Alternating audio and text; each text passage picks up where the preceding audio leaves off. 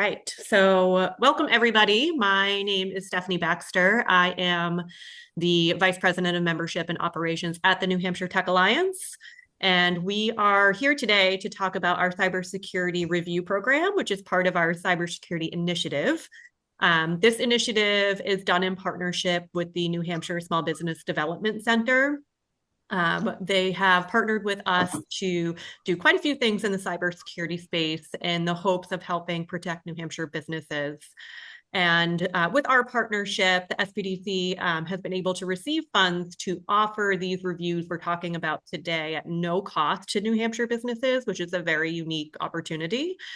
So we'll get into what that means and all of that. But just want to call out the cybersecurity experts who we are working with that are meeting with New Hampshire businesses, because you certainly are not meeting with me or anyone at the Tech Alliance. I am not a cyber expert. So we have experts from CyberHoot, from PCGIT, who we'll hear from today, and FSST Technologies as well.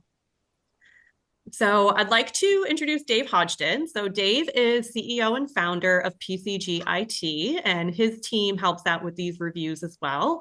And before we dive into that, I'd love to give Dave an opportunity to just talk about PCG and who you are and what you do.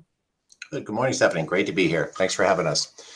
Yeah, so as we all know, technology's evolved. So from starting a business almost 30 years ago, predominantly as a Microsoft training center and a consultant, we have evolved as any small business to stay in business. And the world of security really came to our doorstep in about 2016. And I think most of it in the days, it was really about just, getting your PCs working, getting on the network, getting on the internet and the email.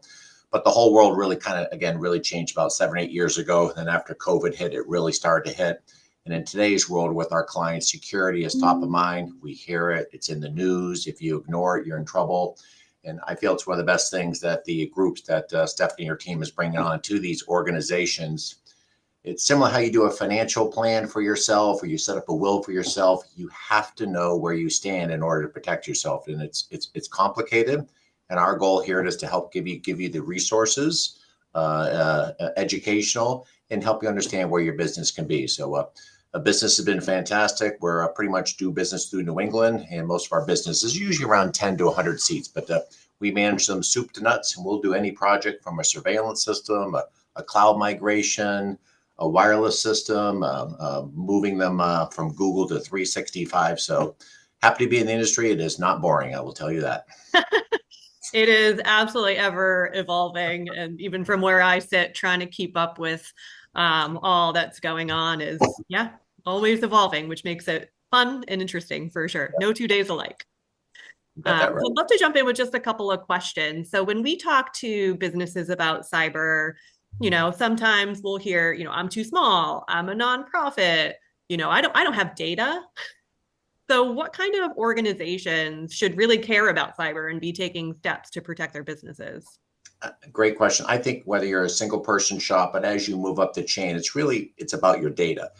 So whatever you have about a potential prospect, a client, a vendor, if there's certain information that could be what we call as P2 information, credit card information, social security, if you're collecting anything, date of birth information, the bad threat actors aren't really necessarily trying to pick on any one individual. They're just trying to make your life a nuisance. And I think anyone, whether you're small or not, when you look at they have insurance on their car, they have insurance on their house. You have to think the same thing with your data, because without your data, you don't have a job. So I think businesses have to really look, whether you're small or large, let's make sure I'm doing the right things to protect my data. Sometimes security is expensive, but you got to look at the basics and just do a few smart things, and you can be in pretty good shape, Stephanie. Yeah, absolutely. And we've been doing our cybersecurity initiative, I think for 3 years now, and maybe 4. And we always love to look at the statistics, because I know when I first found out about them, I was completely shocked. And lots of different organizations do research in this space, and 50% of small and medium-sized businesses have been attacked, the ones we know about, and 60% of those go out of business. They don't have the financial means to come back from an attack. So I think those are really jarring statistics, and I always They like to are, share. and I think the average person think it's not going to happen to them. It is happening about 1 out of 100 businesses in New Hampshire. There, it's happening more and more. Hmm. In the older days, it was really going about the larger businesses, but they do a pretty good job trying to protect themselves. So the small businesses, Yeah. they'd rather chip away making 50,000, 100,000, 200. It's easier. It's almost like a mafia. It is a true crime of what's happening out there. It stinks. But the statistics, everything I've been speaking about this last 4 years, the numbers are staggering. Yeah. Uh, Certain industries definitely get hit a little bit more than others. It really depends of where they think. It's kind of like if they're going to try to stake out, and you see all the movies trying to rob someone's house. If they're going to make the effort to get in there, they hopefully there's something there that's worthwhile to make the effort. So they are typically going after a little bit where they know they can make something happen. Yeah, and that leads right into my next question is how are they getting in now? I think back in the days and you see everyone's in their dark room typing trying to break in, but it's not really like that anymore. Is that right? That's 100% correct. The world of artificial intelligence has changed everything. So these threat actors have all the services and tools to search anything. They're looking for you on your Facebook. They're looking for LinkedIn. They're looking for what your favorite friends, your pets, your animals. They're just looking for ways to get in. And the average person is not. They're not really thinking about it in that direction on the social media side, but they're looking in different ways to get into your house. So I think the old days, people were used to a firewall. It's kind of like that's the kind of the original box, though. Who has the keys to get into my house? And then antivirus. But I think the majority of stuff, Stephanie, is typically coming in through an email, through a phishing attack, through a bad link. And that is the part we really have to preach and educate all of the people that are interested in this program. Yeah. Yeah. And I think I don't have it right in front of me, but I want to say that it was like 74% of attacks. I don't know if it was for small businesses or not, or just generally, but had a human element, right? Opening an email, clicking on a link. Like it's so easy. So easy. And Yeah. the whole things of transferring money, even they're becoming so sophisticated. The old days, the link was so bad before, but they make the link look so good. It kind of just been one letter off. But they're able Yeah. to make things. These guys are getting pretty darn smart of Hmm. how to try and they actually, a lot of them, once they kind of feel they're in your house, they're watching what you do, because the average threat actor is usually in your system for 2 to 3 months, and they kind of know how you say things. They kind of Mm. know what you're doing. So it's easier for them if they send something to Stephanie, they kind of know how she's communicating, because it's obvious to me when someone says, Dave's trying to ask, can you please send this to Dave? He wants, if it doesn't sound or look like me, they're pretty smart to reject that, but they are becoming very smart. Yeah. Yeah. I've seen that before. They're getting more believable for sure. So I'd love to just talk about this review process. So I'll talk a little bit about the application and then turn it over to you for what the actual meetings look like. So in order to participate in the cybersecurity reviews, there's an application you fill out. It gives our consultants just a little bit of information about your business going into that first meeting. Anyone who is not yet an SBDC client does have to sign up through the funding that we've received. That is a requirement. It is completely free. And you also get access to amazing resources that they offer. They have one on one business advising. Any question you have in your business, they can help you with. They have all different programs around marketing, around finance. There's just really, it's a wealth of information completely free to businesses. So feels like a no-brainer for sure, but those are the first two steps you need to take.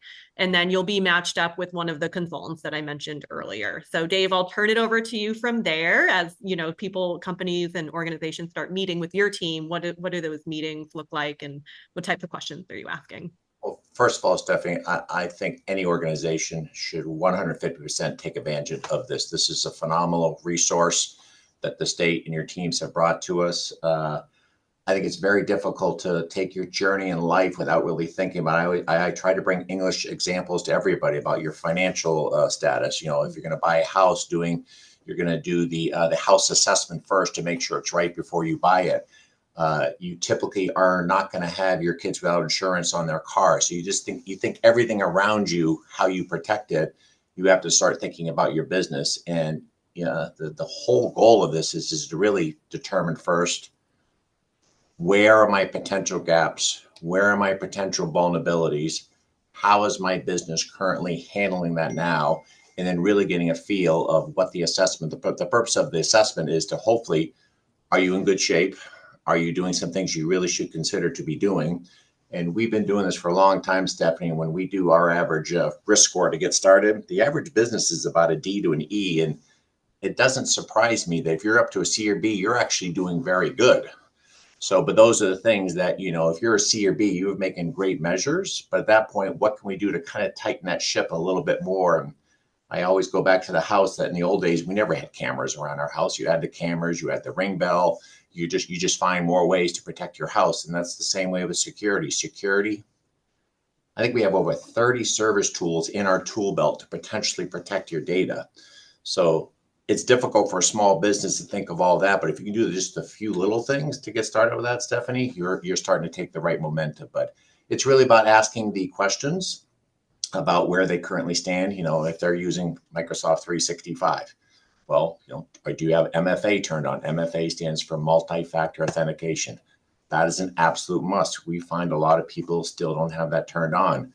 If the threat actor has the ability to get into your email system, not only is he in yours, he's potentially in your tenant for all your other users. And now you have a big problem, because when they can shut down communications, that becomes a problem as well. I think we're living on Teams, Zoom, email. Having that threat over email really starts to happen. So I think the questions are pretty straightforward. It takes about an hour of their time to go through the questions. And, we're not what we do, full-fledged risk assessments that take more time, but this gives you a very good baseline, similar to when you're going to go buy a house, that you're going to kind of ask that home inspector to kind of give me an idea what I might need to do. And it's going to give you a plan. It's going to tell you potentially where your risks are, and it should uncover your potential cost to what you need to do. So now, as you an individual business, you now can make some good decisions toward that. Yeah, absolutely. And then just a matter of, logistics and detail. So this funding actually expires on June 30th. So we are asking for applications to be in by June 1st. It takes a little bit of time to schedule the appointments with the cybersecurity experts. And basically you meet with them for an hour, then they'll write up that report Dave was talking about, and then you'll meet again for an hour to review that report and those next steps. So time commitment on the business side is 2 to 3 hours. You may want to think about a few things before you meet with the consultant. So just a little extra time for that.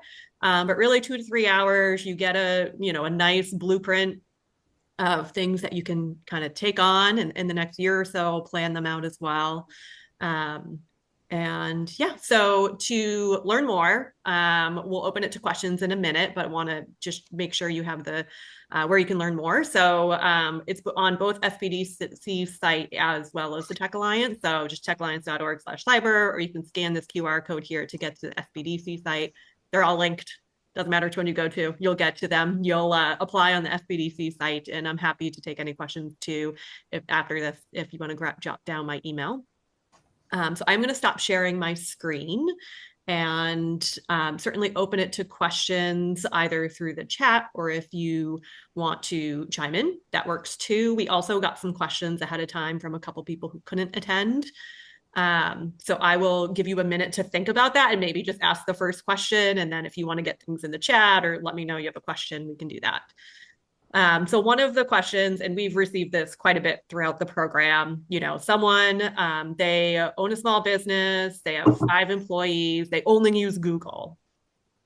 Do they need to even care about cybersecurity? Google's a big company. They must have security already. What do you think about that? Should they participate in this program? What should they be doing? 100%. Google is probably 8 to 10% of what industries typically you see in the nonprofit. It is a lower cost, but Google is probably not being attacked as much as the Microsoft world. But data is data, and they kind of know actually Google is actually easy to get through because some of the layers on top of that, Stephanie, is not there. So, but you're still having Google Docs. You still might be using Microsoft Office to get to there.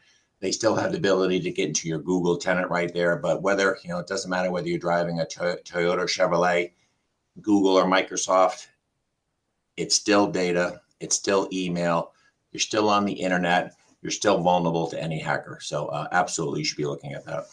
Yeah. Awesome. Stephanie, do you want me to share the one slide, the NIST slide? Do you want me, I think that's an important one for them to know. Yeah. Do you have or do you? I'm going to pull it up. I do have it up. Perfect. I just allowed you to share if you want to pull Well, that up. thank you. See, that's a security measure. You allowed me in. All right, thank you. Let me know when you can see that. We're good. Yep. Okay. So we don't want to get too technical on cloud, but everything is kind of in the risk assessment. We're on the identified, the NIST is, we're not making this up. We're following the National Institute of Standards and Technology. The whole purpose of this program is to really identify what I have. And a risk assessment is what's in place for my policies, where's my data, is it local, is it on premise? Do my users work in the building? Do they work remotely? Are you allowing them to use their own personal device? We call that BYOD. Do you currently have cyber insurance in place? Are there any compliancy requirements that you have to follow, whether you're in medical, legal, CMMC, you're doing work for the government or municipalities? So it really helps you, once we understand your business, to ask the questions to make sure you're following the guidelines. Because if you, and say you're in manufacturing and you have to follow X, if you can't meet X, you're not going to get that business. But if you can realize my organization is checking off the boxes, I now have the ability to get that work. So the purpose of the whole risk assessment is to identify what's there. We on the back end, of course, you're going to protect your assets. Yes, you're looking to detect for unusual behavior. But if something were to happen, that's the purpose of the risk. Do I have the right backup? Do I have cyber insurance? Does my team know what's going to happen? Because ultimately, when they get the money, that first slide you showed, Stephanie, about if you get a tax 60, go out of business. I don't want that to ever be an option for my business. So how do we recover if it were to happen? And the old days of, I always say the same stories when we were in elementary school. With the fire alarm, we got in line, we walked out, we followed the teacher. It was a test. You have to know if something were to happen, what you're going to do. Know your attorney, know how to contact the FBI, knowing that your insurance is in place. If something happens and you're not ready, that's where you're going to go out of business. So the whole purpose of this risk assessment, identify how are we protecting now, and eventually how do we respond and come back to the recovery. Mm-hmm. Yeah. I love that analogy too. I think having analogies in the cyberspace is really helpful for people who are not as familiar. So that's great. I love this slide, Stephanie. I know you do. Go for it.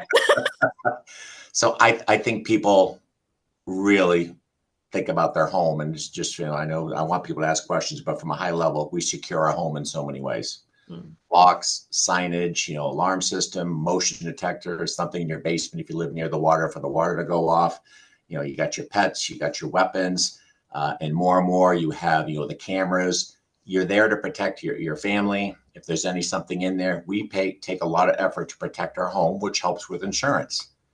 You have to do the same thing for your business. It's not easy, Stephanie, and whoever's listening. It is complicated. By speaking with some of the experts that they brought in here, we have the ability to help educate you. What are you doing now? Where are your gaps? And at least give you a plan. If you ignore it, you might be out of business, or people might not want to do business with you because they are going to ask, where's your data? If I give you something, how are you protecting it? So I feel just securing your business is just as important. And as you can see, this picture is kind of daunting. How many things are there? Yeah. Like a very simple one. If you're sending sensitive information through your email, you got to encrypt it. And a lot of that's built into the system. So you got to make sure if you're sending any sensitive information to your CPA, to your accountant, to anyone, or if you're in HR, you don't want that information, because once it leaves you, it's going into the internet. Anyone can steal it at that point before it gets to the recipient. So it's really nice to know it's encrypted right there. Yeah. And depending on your business, you'll determine what you need to cover. Yep. Absolutely. So Heidi had a question here in the chat.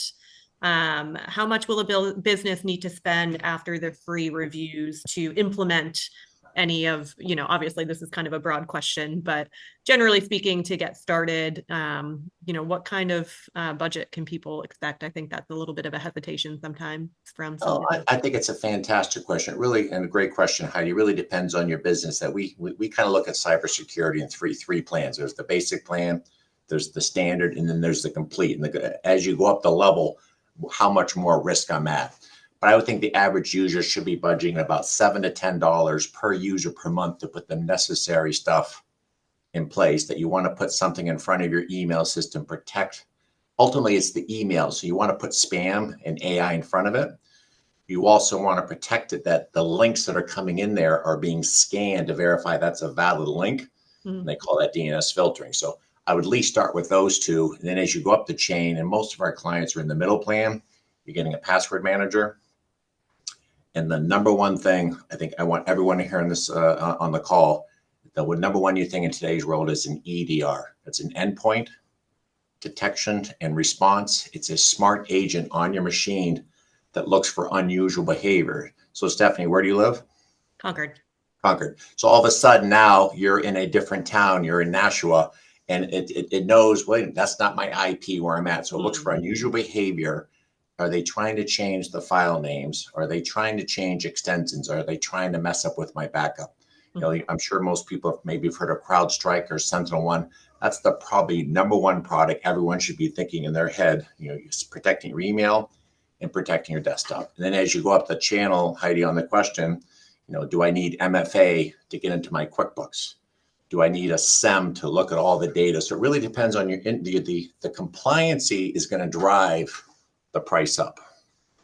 But I think if you at least start somewhere, you'll eventually make some gains. Yeah, absolutely. And I also want to touch on too, I mean, we've talked a lot about the base level, the smallest business, but these reviews, established businesses who have some measures already in place have taken advantage of these reviews, whether that's like, hey, this is what I'm doing. Am I good? Should I be adding anything? Kind of what's the next step? And even just that, like, hey, just check me, right? Are we good? Right. Have I missed anything? So these reviews are good for that too, just to have that little sounding board as well. I like that analogy right there. It is the checkoff. So our goal is to get you more in the green. So Mhm. yellow, you're kind of okay, but it's the red. So if you have four reds, and we all have to, but you just can't have everything. All right, let's look at the four reds. What's going to make the biggest impact to me? It might Yeah. cost me $3 a user or five. It all costs money.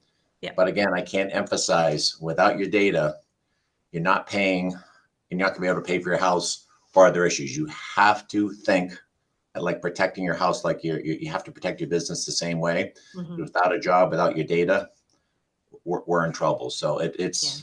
I think it really depends on your industry, but everyone will benefit from the checklist, and it kind of gives you a roadmap where you need to be. Even with all of our clients right now, they started with the basic. They didn't get it. It's never going to happen to me. Then someone gets hit. All right, I know why I need a password manager now. Oh, I understand why QuickBooks doesn't have MFA. If they log into my QuickBooks, they potentially now have all my financial information. Why I need MFA on that now? So I think I think the best part of this is just educating them. It's Yeah. complicated. It's just giving them simple English. Here's where I am. Here's where I'm at, and here's how I can get improve. Yeah. Absolutely. Well, we're pretty much right against time. Any last words? I feel like that was a really good ending point, but if you have any last tips, I will let you give those. But um, yeah. Embrace this is a phenomenal plan. Just please, it's there. It's gonna be a great start for you. And then my last tip to anything, if you don't have cyber insurance, Yeah. please look into it. It is your safety net, and without it, you could be in trouble. So again, Yeah. I think it's a great program. Please embrace it. The members that provide this are fantastic. They're going to ask you the needed questions, and then at the end, you're kind of getting a plan. At least now you own where you're going to go next. We Yeah. can't tell you what to do, but we can tell you where your gaps are. I think anytime you talk to your financial advisor, they kind of give you a couple options. It's your Right. decision where you want to go. Yep. Absolutely. Well, thank you all for being here. Thank you, Dave, very much for your expertise. And I've put my email in the chat if anyone wants to reach out or has any questions, or feel free to head over to either our website or the SBDC website. So And I thank think you all. Stephanie, was it? It's April 4th, Oh yeah, the so next, April, thank you so much for mentioning that. So April 4th, we are doing in-person that's so reviews. much better. I really, Yeah, so that's a that big first investment. 1 hour meeting, you'll get to meet face to face. They'll be in Manchester. All the info's on our websites as well. So that's a fun opportunity as well. So thank you. I meant to bring that up. All right. Well, I hope you all have a great day.